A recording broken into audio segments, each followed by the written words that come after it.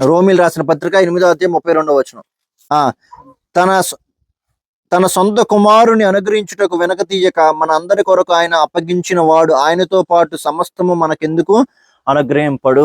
ఇక్కడ ఏమంటున్నారంటే మన కోసము తన కుమారుణ్ణి అప్పగించాడు కాబట్టి మీరు ఏది అడిగినా కానీ ప్రతి ఒక్కటి దేవుడు మనకి అనుగ్రహిస్తాడు అని చెప్పి ఇక్కడ వాక్యం అనేది స్పష్టంగా చెప్తుంది.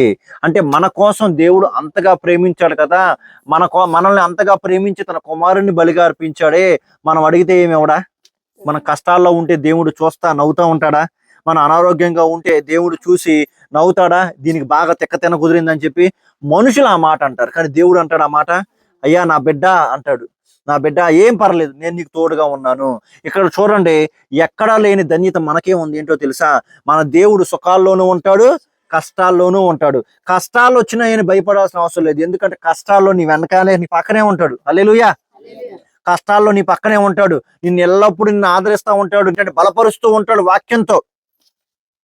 మన దేవుడు అలాంటి దేవుడు, అలాంటి గొప్ప దేవుడు, మనతో ఎప్పుడు మన పక్షాన మనతో ఉండే దేవుడు, మనతో ఉండే దేవుడు. ఇక్కడ చూడండి, ఒక వాక్యం ఏమని చెప్తుందంటే, మన దేవుడు మనకు సమీపంగా ఉన్నట్టు ఏ దేవుడైనను సరే ఆ జనులకు సమీపంగా ఉన్నాడా అని ఒక చోట వాక్యం చెప్తా ఉంది.